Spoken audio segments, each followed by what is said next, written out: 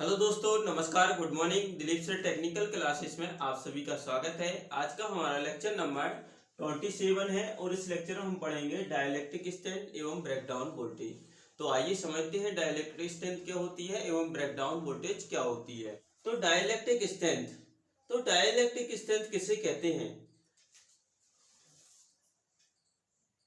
Dielectric strength या पराविद्युत क्षमता तो किसी कुचालक द्वारा अधिकतम वोल्टेज सहन करने की क्षमता उसकी डाइलेक्ट्रिक स्ट्रेंथ या पराविद्युत क्षमता कहलाती है।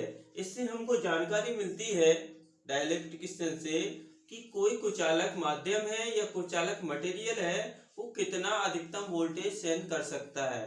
ठीक है, क्योंकि जो कुचालक होते हैं उनकी वोल्टेज सहन करने की क्षमता एक निश्चित होती है और यदि उस निश्चित क्षमता से अधिक वोल्टेज उन पर अप्लाई किया जाता है तो वहां पर वो क्या हो जाते हैं, पंचर हो जाते हैं और उनमें से करंट तेजी से प्रवाहित होती है। तो किसी मटेरियल की, कुचालक मटेरियल की अधिकतम वोल्टेज सहन करने की क्षमता क्या कहलाती है? पराविद्युत क्षमता, या जिसको इंग्लिश में डाइलेक्ट्रिक स्ट्रेंथ कहते हैं। ठीक है, तो यहाँ पर इसकी डेफिनेशन हम लिखेंगे कि किसी कुचालक माध्यम द्वारा प्रति इकाई मोटाई पर अधिकतम वोल्टेज सहन करने की क्षमता उसकी पराविद्युत क्षमता कहलाती है। तो यहाँ पर हम इसकी डेफिनेशन को नोट कर देते हैं। तो यहाँ पर इसकी डेफिनेशन है, किसी कुचालक माध्यम द्वारा अधिकतम वोल्टेज सहन करने की क्षमता प्रति इकाई मोटाई पर क्या कहलाती है? डाइलेक्ट्रिक स्ट्रेंथ या पराविद्युत क्षमता कहलाती है। अब जो डाइलेक्ट्रिक स्ट्रेंथ होती है इसकी इकाई क्या होती है? तो इसकी इकाई किलो वोल्ट पर mm होती है ना। इसकी इकाई क्या होती है? तो इकाई किलो वोल्ट पर mm या फिर किलो वोल्ट पर सेंटीमीटर भी इसकी इकाई होती है। ठीक है, अब हम देखते हैं कि जो मटेरियल हैं उनकी डाइलेक्ट्रिक स्ट्रेंथ क्या क्या होती है। जैसे कि जो अलग अलग मटेरियल होंगे उनकी डाइलेक्ट्रिक स्ट्रेंथ भी क्या होगी? अलग अलग होगी। जैसे वायु की कुछ होगी, माइका की कुछ होगी, ट्रांसफार्मर आयन की कुछ होगी। तो जैसे कि हम देखते हैं, सबसे पहले जो वायु रहती है, एयर, तो एयर की जो डाइलेक्ट्रिक स्ट्रेंथ होती है वो कितनी होती है, ये आपको याद रखना है, क्योंकि ये एग्जाम की दृष्टि से बहुत ज्यादा महत्वपूर्ण है और अनेक प्रकार के जो कंपटीशन से संबंधित एग्जाम हुए हैं उनमें पूछा गया है कि वायु की डाइलेक्ट्रिक स्ट्रेंथ या पराविद्युत क्षमता क्या होती है। तो यहाँ पर वायु की पराविद्युत क्षमता देखें तो होती है 3 किलो वोल्ट पर mm। ठीक है, ये याद रखना है। यदि हम इसको सेंटीमीटर में लिखें तो 30 किलो वोल्ट पर सेंटीमीटर। ठीक है, ये वायु की क्या होती है? डाइलेक्ट्रिक स्ट्रेंथ होती है। उसके बाद यदि हम देखें कि निर्वात की डाइलेक्ट्रिक स्ट्रेंथ कितनी होती है, तो यहाँ पर निर्वात की लिखेंगे। निर्वात की जो डाइलेक्ट्रिक स्ट्रेंथ होती है वो इनफिनाइट होती है, जिसको हम अनंत बोलते हैं। ठीक है, तो निर्वात की याद रखना है कि निर्वात की डाइलेक्ट्रिक स्ट्रेंथ का मान इनफिनाइट होता है, अर्थात अनंत होता है। अब जो निर्वात है जिसमें क्या है? वायु नहीं है, वायु रहित है, उसकी डाइलेक्ट्रिक स्ट्रेंथ का मान क्या होगा? इनफिनाइट हो गया, अनंत होगा। ठीक है, अब उसके बाद देखते हैं हम कि जो कांच है, कांच की डाइलेक्ट्रिक स्ट्रेंथ कितनी होती है ना। गिलास की डाइलेक्ट्रिक स्ट्रेंथ कितनी होती है? तो कांच की लिखना है आपको 20 किलो वोल्ट पर mm से 100 किलो वोल्ट पर mm, ये आपको याद रखना है। किसकी? कांच की। उसके बाद देखें कि माइका की डाइलेक्ट्रिक स्ट्रेंथ कितनी होती है। माइका, जिसको हम हिंदी में अभ्रक कहते हैं, तो इसकी लिखिए 20 किलो वोल्ट पर mm से 200 किलो वोल्ट पर mm, इसकी क्या होती है? डाइलेक्ट्रिक स्ट्रेंथ होती है। अब उसके बाद हम देखें कि कांच की कितनी डाइलेक्ट्रिक स्ट्रेंथ होती है। तो कांच की तो हमने लिख लिया है 20 किलो वोल्ट पर mm। अब इसके बाद हम देखते हैं ट्रांसफार्मर आयल की। तो यहाँ पर ट्रांसफार्मर आयल की डाइलेक्ट्रिक स्ट्रेंथ देखें। ट्रांसफार्मर आयल, तो इसकी जो डाइलेक्ट्रिक स्ट्रेंथ होती है वो होती है 30 किलो वोल्ट पर सेंटीमीटर, ये आपको याद रखना है। उसके बाद देखें कि जो रबर है, तो रबर की कितनी होती है। तो यहाँ पर लिख देते हैं, रबर की जो डाइलेक्ट्रिक स्ट्रेंथ है वो 15 किलो वोल्ट पर एमएम से 20 किलोवोल्ट पर एमएम होती है। ठीक है। अब उसके बाद हम देखें रबड़ के बाद पोर्सिलिन की, तो पोर्सिलिन की कितनी होती है, तो पोर्सिलिन की होती है 20 किलो वोल्ट पर एमएम तक इसकी होती है। ठीक है। पोर्सिलिन की 15 से 20 किलो वोल्ट पर एमएम तक इसकी होती है। तो ये वैल्यू आपको याद रखना है, ये एग्जाम की दृष्टि से बहुत ही ज्यादा महत्वपूर्ण हो जाती है। अब हम देखते हैं कि जो डाइलेक्ट्रिक स्ट्रेंथ होती है कौन कौन से कारकों पर निर्भर करती है। तो डाइलेक्ट्रिक स्ट्रेंथ किन किन कारकों पर निर्भर करती है, हेडिंग में डालिए कि पराविद्युत क्षमता या डाइलेक्ट्रिक स्ट्रेंथ निम्न कारकों पर निर्भर करती है। पहला देखते हैं इसकी मोटाई। जो कुचालक है उसकी मोटाई पर डाइलेक्ट्रिक स्ट्रेंथ निर्भर करती है। कुचालक जितना मोटा होगा उसकी डाइलेक्ट्रिक क्षमता उतनी ही ज्यादा होगी। तो पहला इसमें लिखिए मोटाई पर, मोटाई पर किसकी, कुचालक की। यहाँ पर कुचालक की मोटाई पर लिखिए, कुचालक की मोटाई पर। तो कुचालक जितना मोटा होगा ना उसकी थिकनेस जितनी ज्यादा होगी उसकी डाइलेक्ट्रिक स्ट्रेंथ भी क्या होगी, उतनी ज्यादा होगी। यदि कुचालक की थिकनेस कम है तो डाइलेक्ट्रिक स्ट्रेंथ का मान क्या हो जाएगा, वहां पर कम हो जाएगा। ठीक है। अब दूसरा देखते हैं कि आर्द्रता या नमी, जिसको बोलते हैं नमी या आर्द्रता। तो आर्द्रता पर भी डाइलेक्ट्रिक स्ट्रेंथ का मान निर्भर करता है। अब यदि किसी कुचालक में आर्द्रता ज्यादा है तो वहां पर डाइलेक्ट्रिक स्ट्रेंथ क्या हो जाएगी, कम हो जाएगी, और आर्द्रता कम है तो वहां पर पराविद्युत क्षमता या डाइलेक्ट्रिक स्ट्रेंथ क्या हो जाएगी, ज्यादा हो जाएगी। तो आर्द्रता पर निर्भर करता है। और तीसरा कारक वो है क्या है, तापमान। तो तीसरा जो कारक है वो है तापमान। तो तापमान पर भी पराविद्युत क्षमता निर्भर करती है, डाइलेक्ट्रिक स्ट्रेंथ का मान निर्भर करता है। तो तापमान, क्योंकि जैसे जैसे हम टेम्परेचर बढ़ाते हैं तो कुचालक का क्या हो जाता है, रेजिस्टेंस कम हो जाता है और उसमें वोल्टेज क्या हो जाता है, बहुत जल्दी प्रवाहित हो जाएगा और बहुत जल्दी क्या हो जाएगा, वहां पर ब्रेक डाउन हो जाएगा।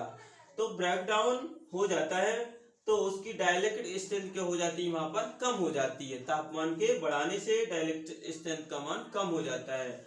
और चौथा देखते हैं आकृति। तो कुचालक किस आकृति का है, आकृति पर भी निर्भर करता है क्या, डाइलेक्ट्रिक स्ट्रेंथ या पराविद्युत क्षमता। अब इसके बाद हम देखते हैं कि ब्रेकडाउन वोल्टेज क्या होती है। तो अब समझते हैं कि ब्रेकडाउन वोल्टेज क्या होती है। तो ब्रेकडाउन वोल्टेज किसी कुचालक, माध्यम या मटेरियल की न्यूनतम वोल्टेज होती है जिस पर वो क्या हो जाता है, ब्रेक डाउन हो जाता है और उसमें से तेजी से करंट फ्लो हो जाती है। तो उस न्यूनतम वोल्टेज को हम कहेंगे ब्रेक डाउन वोल्टेज। ठीक है। अब इसको हम समझ लेते हैं एक डायग्राम की सहायता से। तो यहाँ पर हम लेते हैं कि एक कुचालक है हमारे पास, ये क्या है, कुचालक है। कुचालक माध्यम है, ये कुछ भी हो सकता है, माइका हो सकता है, पोर्सिलिन हो सकता है, बेकेलाइट हो सकता है, रहेगा क्या, कुचालक है। ठीक है। अब ये कुचालक है, मान लेते हैं इसकी डाइलेक्ट्रिक क्षमता या डाइलेक्ट्रिक स्ट्रेंथ मान लेते हैं 400 वोल्ट है। ठीक है। 400 वोल्ट इसकी क्या है, क्षमता है, कुचालक है। अब इसको हम सप्लाई देंगे। तो जिसको जब हम यहाँ पर सप्लाई देंगे तो सप्लाई देने पर देखते हैं कि मान लेते हैं कि 200 वोल्टेज की यहाँ पर सप्लाई दी। तो 200 वोल्टेज सप्लाई देंगे तो उसमें से करंट फ्लो नहीं होगा क्योंकि कुचालक है और कुचालक में फ्री इलेक्ट्रॉन नहीं होते हैं या नगण्य होते हैं, इनको हम शून्य के बराबर मान लेते हैं। ठीक है। तो इसमें क्या होगा, 200 वोल्टेज की सप्लाई देंगे तो इसमें से करंट फ्लो नहीं होगा। ठीक है। अब वोल्टेज को, जो वोल्टेज है इसकी वैल्यू को हम 300 करते हैं। तो 300 वोल्टेज करने पर भी इसमें से करंट फ्लो नहीं होगा क्योंकि इसकी क्षमता कितनी है, 400 वोल्टेज है। ठीक है। अब हम क्या करते हैं, 400 वोल्टेज इस पर अप्लाई करते हैं।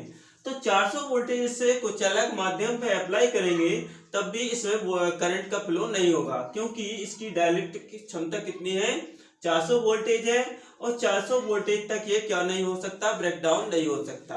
अब यदि हम 400 वोल्टेज से अधिक बढ़ाते हैं, 400 से अधिक करते हैं वोल्टेज की वैल्यू को, तो यहाँ पर क्या हो जाएगा, ये पंचर हो जाएगा। 400 वोल्टेज इसकी क्षमता थी वोल्टेज को सेंड करने की, लेकिन यहाँ पर हमने 400 वोल्टेज से अधिक वोल्टेज अप्लाई कर दिया जिसके कारण ये पंचर हो गया वो पंचर होने के कारण इसमें से करंट तेजी से प्रवाहित होने लगी। तो जिस वोल्टेज पर ये कुचालक पंचर हो जाता है और उसमें करंट प्रवाहित हो जाती है, उस न्यूनतम वोल्टेज को हम कहते हैं ब्रेकडाउन वोल्टेज। और जिस वोल्टेज को यह क्षमता, जिस वोल्टेज को यह कुचालक जो है सहन कर सकता है, उसको बोलते हैं डाइलेक्ट्रिक स्ट्रेंथ। और जिस न्यूनतम वोल्टेज पर ये कुचालक क्या हो जाता है, पंचर हो जाता है और उसमें से करंट फ्लो हो जाती है, उस वोल्टेज को बोलते हैं हम क्या, ब्रेकडाउन वोल्टेज। तो यहाँ पर सिर्फ आपको याद रखना है कि ब्रेकडाउन वोल्टेज क्या होती है और इसकी डेफिनेशन क्या है। ठीक है, तो यहाँ पर इसकी डेफिनेशन हम लिख देते हैं। तो यहाँ पर इसकी डेफिनेशन याद रखना है, वह न्यूनतम वोल्टेज जिस पर कुचालक पंचर हो जाता है और उसमें से करंट तेजी से प्रवाहित हो जाती है, उस न्यूनतम वोल्टेज को ब्रेकडाउन वोल्टेज कहते हैं। और जिस अधिकतम वोल्टेज को उसने सहन किया उसको डाइलेक्ट्रिक स्ट्रेंथ कहते हैं। अब हम देखते हैं कि किसी ठोस या खोखले गोले को आवेशित करते हैं तो आवेश कहाँ पर होता है और विभव कैसा होता है उसका, ये हम देखते हैं कि ठोस या खोखले चालक गोले को आवेशित करने पर कौन कौन सी घटनाएं होती हैं, उसकी सतह पे विभव कितना होता है, तो खोखले गोले के अंदर विभव कितना होता है, ये हम यहाँ से देखते हैं। तो यहाँ पर हम एक खोखले गोले को लेते हैं। तो ये हमारे पास एक खोखला गोला है। अब इसको हम विभवांतर देते हैं या विभव देते हैं। तो मान लेते हैं इसको भी विभव दिया गया। तो भी विभव देने पर हम देखते हैं कि आवेश क्या है, इसके चारों तरफ एक समान रूप से क्या हो जाता है, फैल जाता है। ठीक है, इसके चारों तरफ एक समान रूप से फैल जाता है आवेश। और हम विभव देखें तो विभव का मान गोले के अंदर और गोले के बाहर क्या होता है, समान होता है। जो खोखला गोला होता है उसमें आपको याद रखना है कि जो विभव है, विभव का मान गोले के अंदर एवं गोले के बाहर समान होता है। तो विभव का मान गोले के अंदर एवं बाहर समान होता है। ठीक है, तो विभव का मान अंदर भी उतना ही है, गोले के बाहर है। तो मान लेते हैं इसके अंदर क्या है, v विभवांतर है या विभव क्या है, v है, और इसके बाहर भी क्या है, v विभव है। ठीक है, तो गोले के अंदर भी जो विभव का मान है v है और गोले के बाहर भी क्या है, v है। तो जब विभव का मान समान है तो इस गोले के अंदर करंट फ्लो होगा क्या, तो विभव का मान समान नहीं है, समान है। तो विभव का मान समान है, जिसके कारण विभव का मान समान होने के कारण इसमें से करंट फ्लो नहीं होगी। तो इसके अंदर, गोले के अंदर जो हम देखें कि विद्युत क्षेत्र क्या होगा या विद्युत क्षेत्र की तीव्रता क्या होगी, तो विद्युत क्षेत्र की तीव्रता देखें तो इसकी 0 हो जाती है। ठीक है, अब विद्युत क्षेत्र की तीव्रता 0 हो गई है यहाँ पर, तो विद्युत फ्लक्स भी क्या हो जाएगा, 0 हो जाएगा। तो विद्युत फ्लक्स बराबर 0 हो जाता है। और आवेश देखें तो आवेश क्या हो जाता है, 0 हो जाता है। आवेश भी क्या हो जाता है, 0 हो जाता है, क्योंकि विद्युत क्षेत्र की तीव्रता 0 है, आवेश 0 है, तो करंट भी यहाँ पर 0 हो जाएगी ना। तो करंट लिखिए, करंट इक्वल टू 0। तो गोले के अंदर आपको याद रखना है कि करंट, आवेश, विद्युत फ्लक्स, विद्युत क्षेत्र की तीव्रता, ये जो चारों राशि हैं ये क्या हो जाती है, शून्य हो जाती है। लेकिन जो विभव है, विभव का मान गोले के अंदर भी उतना ही रहेगा जितना कि गोले के बाहर हमने इसको अप्लाई किया है। ठीक है, ये बात आपको यहाँ से ध्यान रखना है क्योंकि यहाँ से एग्जाम में पूछा जाता है। तो आज के लिए इतना ही, इसके बाद नेक्स्ट लेक्चर में हम देखेंगे इससे आगे। Thank you.